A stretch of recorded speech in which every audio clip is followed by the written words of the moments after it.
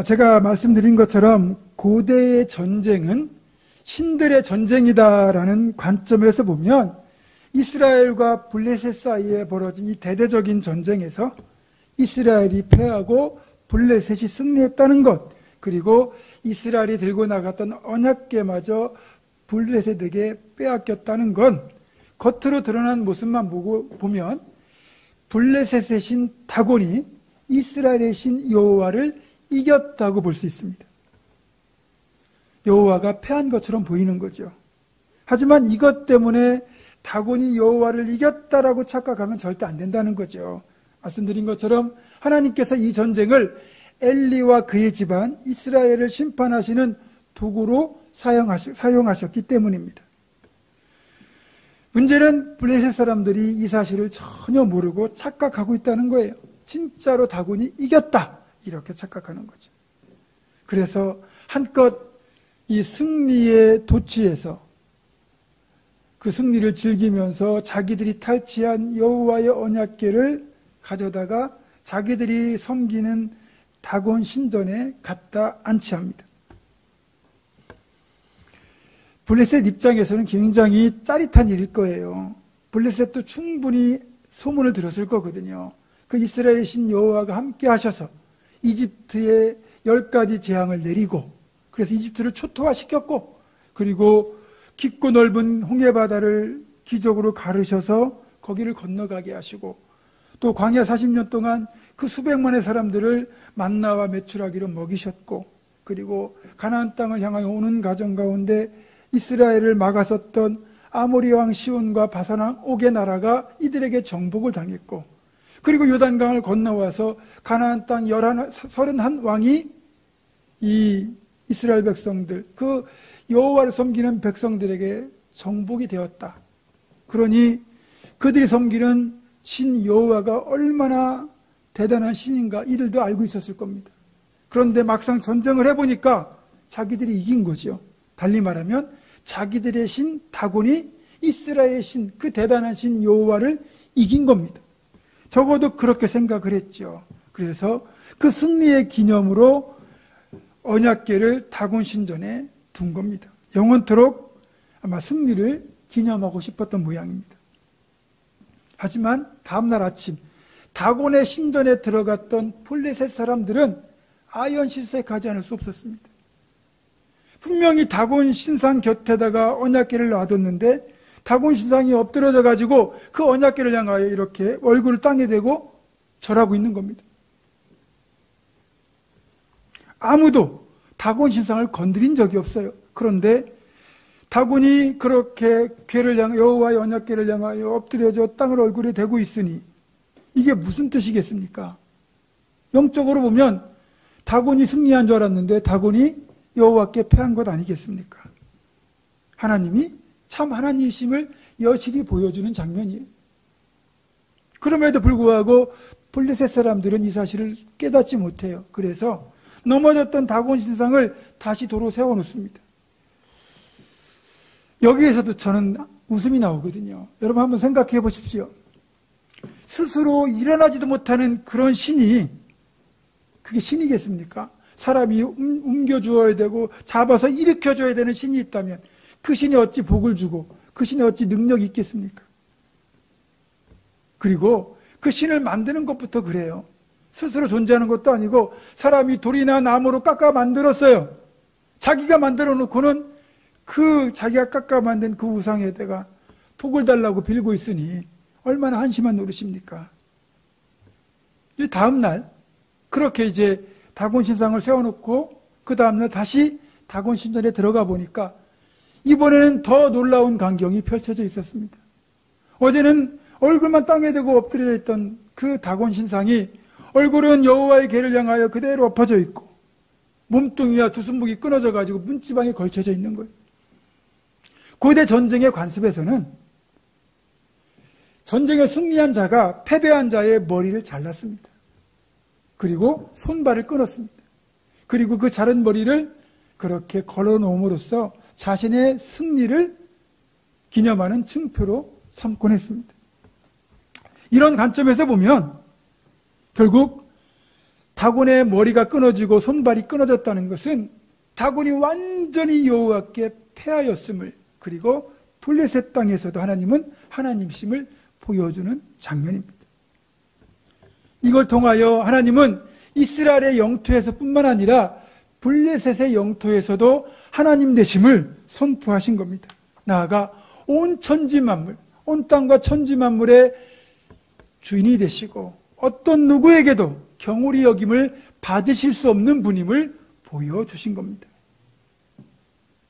말씀드렸지만 언약궤 자체는 하나님이 아닙니다. 그리고 언약궤 자체에 능력이 있는 것이 아니에요. 하지만 언약궤는 전능하시고 거룩하신 하나님의 임재의 상징이기 때문에 하나님은 이 언약궤를 통하여 하나님의 하나님 되심을 드러내신 거죠. 이 사실을 간략하게 다시 한번 정리해 보겠습니다. 우리 하나님은 유일하신 하나님이세요. 그분이 창조하신 모든 세계의 통치자, 주관자가 되십니다. 만유의 주, 만주의 주가 되시죠. 그렇기 때문에 감히 어떤 존재도 하나님의 위엄 앞에 대적할 자가 없습니다. 그 어떤 우상도, 그 어떤 통치자라도, 그 어떤 권력자라도 하나님의 발끝조차 미칠 수가 없습니다. 하지만 안타깝게도 사람들은 이 사실을 잘 모릅니다. 일반적으로 사람들이 가지고 있는 신에 대한 개념, 신관이라고 그러죠. 이 개념 중에 하나가 이 세계에는 수많은 신들이 있다는 거예요. 다신론이죠. 그리고 그 신들마다 각자의 지리적 영토가 있고 또 능력을 발휘하는 특정 분야, 영역이 있다는 생각입니다. 첫 번째 신관이 바로 신들이 각자 자신의 지리적 영토가 있는 지역신이라는 신관입니다. 충청도를 다스리는 신이 있고, 전라도를 다스리는 신이 있고, 서울을 다스리는 신이 있고, 경상도를 다스리는 신이 있다. 이런 식으로 특정 지역을 다스리는 지역신이 있다고 믿는 거죠. 심지어는 창세기의 야곱조차도 하나님을 그저 그런 지역신 중에 하나로 여겼었습니다. 그러다가 베델에서 하나님이 지역신이 아니라 온 천지 만물에 계신 진정한 하나님을 비로소 깨닫죠. 야곱이 아버지와 형을 속이고 아버지로부터 장자의 축복을 가로채잖아요. 그리고 그 사실을 알게 된 에서가 야곱을 죽이겠다는 마음을 품으니까 그 형의 분노를 피하여 자기가 있던 헤브론에서부터 무려 800km나 떨어진 외갓집이 있는 하란까지 그제 도망길을 떠나거든요. 그렇게 집을 떠나서 도피하여 가다가 베델이라는 곳에서 하룻밤을 머물 때 야곱이 꿈을 꾸게 됩니다. 꿈을 꾸었는데 꿈이 너무너무 생생한 거죠. 그 자기가 묵고 있는 그 베델 땅에서부터 하늘 꼭대기까지 사다리가 놓였는데 그 사다리를 천사들이 오르락 내리락 하고, 그리고 사다리 꼭대기에 하나님이 서셔서 야곱에게 말씀하시는 겁니다. 그런 일을 이제 꿈에서 꾸고 정신이 번쩍 들어서 꿈에서 깬 뒤에 야곱이 하나님이 자기가 있던 헤브론 땅에만 계신 게 아니라 이곳 베델에도 계시는구나, 다시 말하면 하나님은 어디에나 계시는구나를 비로소 알고 이렇게 하나님 앞에 고백을 하죠. 자, 창세기 28장 16절에 17절입니다. 야곱이 잠이 깨어 이르되 여호와께서 과연 여기 계시거늘 내가 알지 못하였도다. 이에 두려워하여 이르되 두렵도다. 이것이요 이것은 다름 아닌 하나님의 집이요 이는 하늘의 문이로다 하고. 야곱은 베델에도 하나님이 계시다는 사실을 깨닫고는 두려움에 사로잡힙니다. 여러분, 우리 하나님은 이스라엘 땅에만 계신 분이 아니라 모든 곳에 계신 분이에요. 이를 한자로는 두루 편자를 써서 편재, 즉 없는 곳이 없으신 무수부재하신 하나님이라고 표현합니다. 그리고 이런 하나님의 편재성을 가장 잘 표현하고 있는 성경 구절이 바로 시편 139편 7절에서 10절입니다. 우리 함께 읽도록 하겠습니다. 시작. 내가 주의 영을 떠나 어디로 가며 주의 앞에서 어디로 피하리이까? 내가 하늘에 올라갈지라도 거기 계시며 수월에 내 자리를 펼지라도 거기 계시니이다. 내가 새벽 날개를 치며 바다 끝에 가서 거주할지라도 거기서도 주의 손이 나를 인도하시며 주의 오른손이 나를 붙드시리이다. 아멘. 보세요. 하나님이 어디 계십니까? 하늘에 계시고, 그래서 거길 피하여 스올로 가려고 하면 스올에도 계신 거예요. 스올은 구약에서 지옥으로 추정이 되는 그런 곳입니다. 하늘 끝에도 지옥에도 계시고, 그리고 땅 끝, 바다 끝에도 거기에도 하나님이 계시더라. 이게 시편 기자의 고백입니다. 이런 하나님의 편재성은 우리에게 두 가지를 분명히 인식하며 살도록 만드십니다. 하나는 두려움, 또 하나는 위로랍니다. 자, 하나님의 편재성 우리에게 두려움과 위로를 동시에 주시거든요. 보세요. 내가 하나님을 피해서 달아나려고 해도 우리가 피할 데가 없습니다. 내가 아무리 먼 곳까지 가더라도 그곳에도 하나님이 계세요. 달아날 수가 없어요. 하나님을 피할 길이 없다는 거죠. 또 사람들이 보지 않는 곳에서 내가 은밀하게 죄를 짓는다 하더라도 사람들은 보지 못할지 몰라도 그곳에 하나님이 계셔서 하나님이 나를 지켜보고 계신다는 거예요. 그러니 어찌 두렵지 않겠습니까? 그래서 아무도 보지 않아도 하나님 나를 지켜보고 계시기에 우리가 늘 거룩을 지켜야 되는 겁니다. 교회에서는 거룩하신 분들이 계신데 세상에서는 교회에서 보여주는 모습과는 전혀 다른 삶을 사는 분들이 간혹 계세요. 여러분이 죄를 짓는 그곳, 전혀 신앙인답지 않게 살고 있는 그곳에도 하나님은 계신다는 거죠. 그래서 내가 너희의 행한 대로 갚아주리라 라고 말씀하시는 그 말씀은 하나님 이렇게 모든 것을 보시고 아시기 때문에 가능한 말씀인 거죠. 그러나 하나님의 이 편재성이 두려움만 주는 게 아닙니다. 우리에게 든든한 위로도 된다는 거죠. 자, 다윗은 시편 23편 4절에서 이렇게 고백합니다. 같이 읽습니다. 시작. 내가 사망의 음침한 골짜기를 다닐지라도 해를 두려워하지 않을 것은 주께서 나와 함께 하심이라. 주의 지팡이와 막대기가 나를 안위하시나이다. 아멘. 여러분, 우리는요 살다 보면 원치 않아도 사망의 음침한 골짜기를 만나게 됩니다. 사망의 음침한 골짜기가 뭐겠습니까? 이러다 죽을 수도 있겠다. 나 이러다 망하는 거 아니야? 나 이러다가 어려움 겪는 거 아니야? 그런 두려움이 문득문득 드는 그런 곳이 바로 사망의 음침한 골짜기예요. 그런데 두려워하지 말라는 거예요. 왜요? 주께서 그곳에도 계셔서 나와 함께 하시고 주님의 지팡이와 막대기가 나를 안전하게 지켜주신다는 거예요. 하나님이 거기에도 계시기 때문에 가능한 겁니다.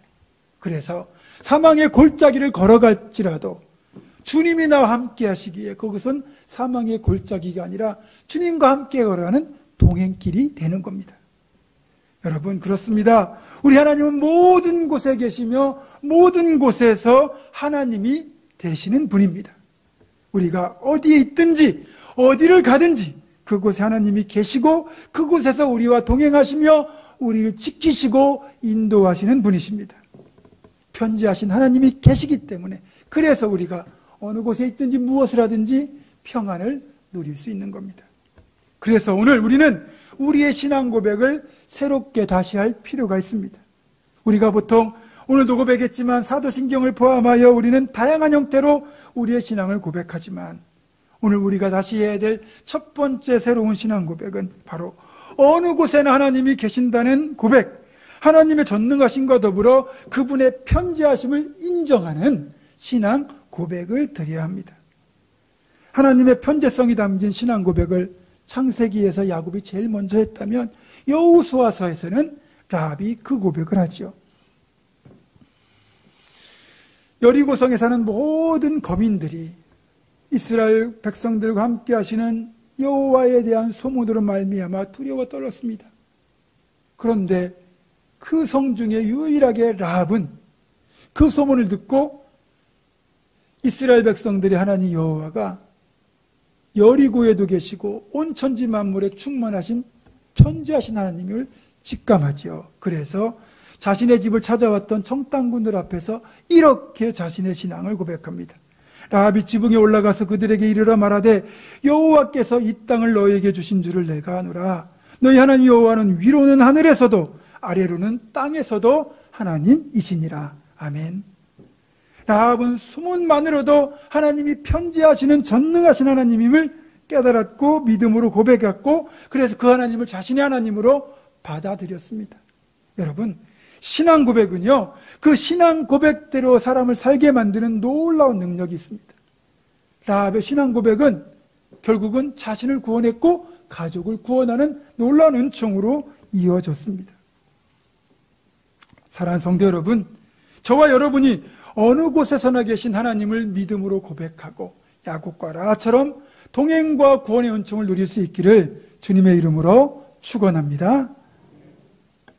자, 사람들이 가지고 있는 일반적인 신관 두 번째 개념은 신들이 특정 분야, 특정 영역에 강함을 가지고 있다는 거죠. 그런 생각이 투영된 대표적인 신관이 바로 그리스 로마 신화에 잘 드러납니다. 그리스 로마 신화를 보면 무척이나 많은 신들이 등장하고 그 신들은 각자의 영역, 각자의 분야가 있습니다. 번개를 내리는 최고의 신 제우스가 있고 또 아내인 헤라가 있죠. 또 지옥을 다스리는 하데스가 있고 바다를 다스리는 포세이돈, 또 뭐 전쟁의 신, 사랑의 신, 지혜의 신까지 뭐 수많은 종류의 신들이 존재합니다. 우리나라도 뭐 크게 다르지 않죠. 산에는 산신령이 있고 바다에는 용왕이 있고 심지어는 아기를 점지해주는 삼신할미가 존재합니다. 이건 뭐 북유럽의 신화도 크게 다르지 않거든요. 전 세계에 있는 신화들이 다 이렇습니다. 따라서 이런 관점에서 볼 때 신들 사이에 전쟁이 벌어지면 어떤 일이 일어나겠습니까? 각자의 영역이나 지리 또는 뭐 분야에 강점이 있는 그런 신들이 그 분야, 그 영역에서는 당연히 승리하겠죠. 성경에도 이런 신관을 볼 수 있습니다. 북왕국 이스라엘과 그리고 그 북쪽에 위치한 아람이라는 나라 사이에 전쟁이 한번 벌어졌는데 훨씬 더 우월한 병력을 가지고 있던 아람 군대가 더 열세였던 이스라엘 군대에 대패하거든요. 그러면 당연히 뭐 전쟁의 패배의 원인을 찾아보지 않겠습니까? 그래서 열린 대책회의 때 아람 왕에게 신하들이 이렇게 그 전쟁의 패배의 원인을 진단합니다. 열왕기상 20장 23절입니다. 아람 왕의 신하들이 왕께 아뢰되 그들의 신은 산의 신이므로, 그러니까 이스라엘 하나님 여호와는 산의 신이라는 거예요. 그래서 그들이 우리보다 강하였거니와 우리가 만일 평지에서 그들과 싸우면 반드시 그들보다 강할지라. 다시 풀어 설명하면 이렇습니다. 왕이시여, 이스라엘의 하나님은 산의 신입니다. 그런데 우리가 산지에서 싸웠기 때문에 우리가 패배한 겁니다. 평지에서 싸우면 우리가 이길 겁니다. 그러니까 자기들의 신은 평지의 신이라는 거죠. 물론 이어진 평지의 싸움에서도 하나님이 이 도우심을 베푸셔서 이스라엘이 승리를 합니다. 우리가 볼 때는 이 아람의 신하들의 판단이 너무나 한심하고 웃기기까지 한데 정작 이 사람들의 판단은 진심이었다는 거예요. 그렇게 믿었다는 거예요. 이스라엘 신은 산의 신이었기 때문에 이 사마리아 부근에서 전쟁을 벌였는데 그 지역이 산지거든요. 그래서 패배했다고 생각을 하는 거예요. 진짜 그렇게 믿고 그렇게 생각했습니다. 또 다른 경우도 있습니다. 이때보다 한 세대 앞서서 엘리야 선지자가 활동하던 시대에 우리가 잘 아는 갈멜산 대결은 바로 영역 싸움을 보여주고 있거든요. 당시 이제 북왕국 이스라엘이 아합의 통치하에서 바알과 아세라 우상을 아주 극심하게 섬겼어요. 하나님이 이런 모습을 보시고 엘리야를 보내셔서 이스라엘 백성들이 우상으로 섬기고 있는 바알이 진짜 하나님인지 이스라엘 하나님 여호와께서 진짜 하나님인지를 증명하는 대결을 시키시죠. 그래서 갈멜산 정상에서 여호와를 섬기는 선지자 엘리야 한 사람과 그리고 바알 무당, 아세라 무당 850명, 도합 850대 1의 대결이 벌어지게 됩니다. 그래서 갈멜산 정상에 바알 제단 또 여호와 제단을 만들어 놓고 여기에 기도할 때 불을 내려 응답하는 신, 그 신이 진짜 하나님이다, 이렇게 결정하기로 한 겁니다. 바알이라는 그 우상은 앞에서 말씀드린 것처럼 이 다곤신이 낳은 아들이라고 여겨졌거든요. 근데 이 바알은 피와 불을 주관하는 신이에요. 그러면 지금 이 대결이 뭐냐면 제단에다 불을 내려 응답하는 신이 진짜 하나님이다, 그 대결이잖아요. 그러면 불을 주관하는 바알이 당연히 불을 내릴 거 아니겠습니까? 거기에 모여있는 무당들도 그렇고 그 광경을 보려고 갈멜산에 모여든 이스라엘 백성들 대부분도 다 바알이 불을 내려서 응답할 것이라고 믿고 있었습니다. 드디어 대결이 시작됩니다. 먼저 바알과 아세라 무당 850명이 풀을 내려달라는 종교의식을 시작합니다. 그들의 의식대로 아무리 풀을 내려달라고 빌어도 한낮이 지나고 해가 기울어 갈 때까지 불은 내리지 않습니다. 심지어는 그들이 바알을 자극하기 위해 자기들의 몸을 칼로 상하게 하면서 피를 흘리기까지 했는데도 불은 내리지 않습니다. 결국 그들의 간구는 실패로 돌아가죠. 그리고 이어진 엘리야의 차례가 되었습니다. 엘리야는 요란한 종교의식도 없습니다. 자기 몸을 상하게 하는 칼부림도 없습니다. 여호와의 제단 앞에 서서 하늘을 향하여 간절하게 기도를 시작했습니다. 그리고 기도한 지 얼마 지나지 않아 하늘에서 불이 내려 하나님이 하나님 되심을 알려주셨습니다. 제단 위에 제물을 태울 뿐만 아니라 제단 주변에 그렇게 파놓았던 도랑의 물까지 다 핥아버리는 강력한 불의 응답이 나타났죠. 바알이 불의 신이라고 했는데 정작 하나님이 불까지 주관하는 전능하신 분이었음을 이렇게 보여주셨습니다. 그렇습니다. 우리 하나님은 지리적인 개념, 영토적인 개념에서도 어느 곳에서나 하나님이시지만 어떤 분야, 어떤 영역에서도 하나님만이 전능하신 진정한 하나님이 되십니다. 그래서 오늘 우리가 해야 될 두 번째 새로운 신앙 고백은 이겁니다. 모든 분야에서도 하나님이 하나님이시다. 이걸 인정하는 겁니다. 마태복음 16장을 보면 예수님께서 제자들에게 너희는 나를 누구라 하느냐라고 그렇게 질문하시죠. 그때 베드로가 뭐라고 대답합니까? 주님은 그리스도시요 살아계신 하나님의 아들이십니다라는 신앙 고백을 하죠. 이 베드로의 신앙 고백은 정말로 중요한 겁니다. 근데 우리가 알아야 될 게 베드로의 신앙 고백도 중요하지만 주님이 이 신앙 고백을 요구하셨던 장소도 중요하다는 거예요. 주님이 신앙 고백을 요구한 장소가 어디냐? 바로 빌립보 가이사랴입니다. 마태복음 16장 13절입니다. 예수께서 빌립보 가이사랴 지방에 이르러 제자들에게 물어 이르시되 사람들이 인자를 누구라 하느냐. 여기 빌립보 가이사랴 나오죠. 저 빌립보 가이사랴라는 그 명칭 자체가 이 도시의 특징을 잘 알려줍니다. 빌립이라고 하는 분봉왕이 그 당시 로마 황제를 가이사라고 불렀는데 로마 황제인 가이사를 위하여 세운 도시가 바로 빌립보 가이사랴예요. 쉽게 말해서 이곳은 그 당시 로마 황제를 살아있는 신으로 섬기는 황제 숭배가 이루어지던 곳이라는 거예요. 그리고 여러분이 지금 성지순례를 가보시면 그쪽 지명이 지금 파니아스라고 되어 있거든요. 이 파니아스라는 말은 판신의 도시란 뜻이에요. 이 지역에서는 목축이 굉장히 성행했는데 이 목축의 신, 목동의 신인 판이라는 신을 섬기는 신전까지 세워져 있었습니다. 자, 그러면 왜 주님께서 이 신앙 고백을 로마 권력의 상징인 빌립보 가이사랴 그리고 목동의 신전 앞에서 신앙 고백을 요구하셨는지를 우리가 한번 생각해 봐야 되겠죠. 당시 세속세계를 지배하는 살아있는 권력, 살아있는 신이 바로 로마의 황제였다면 영적 세계를 지배하던 신은 목동의 신 판이었습니다. 그러니까 예수님은 황제가 신으로 숭배되는 도시 한복판에서 그리고 그 목동의 신전 앞에서 너희는 나를 모든 곳에 계신 하나님, 모든 영역의 진정한 하나님으로 인정하느냐고 묻고 계셨던 겁니다. 다시 설명하겠습니다.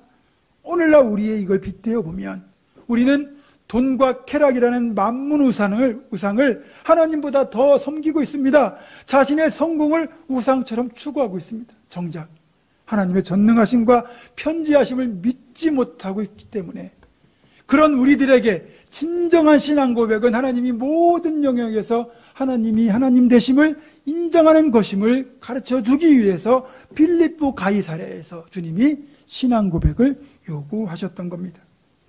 사랑하는 성도 여러분, 우리 역시 모든 영역에서도 하나님께서 하나님 되심을 고백하는 신앙으로 살아가시기를 주님의 이름으로 축원합니다. 말씀을 정리합니다.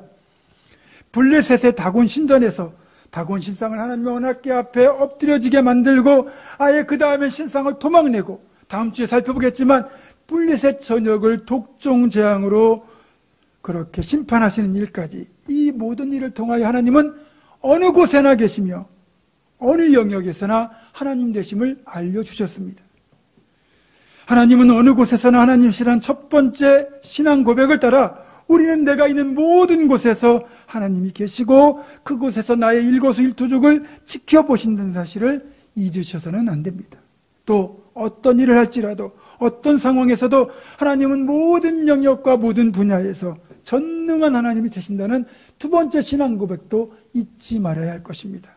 사랑하는 성도 여러분, 우리가 사망의 음침한 골짜기를 걸어갈지라도 타 종교의 심장부에 있다 할지라도 그곳에 불신자들이 가득한 곳이라 할지라도 그럼에도 우리 하나님이 그곳에서도 하나님이시며 그곳에서도 나와 함께 하시고 그곳에서 나를 지키시는 전능하시고 편지하신 분이심을 기억하시고 오늘도 내일도 당당하게 복되게 평안하고 거룩하게 살아가기를 주님의 이름으로 축원합니다. 기도하겠습니다.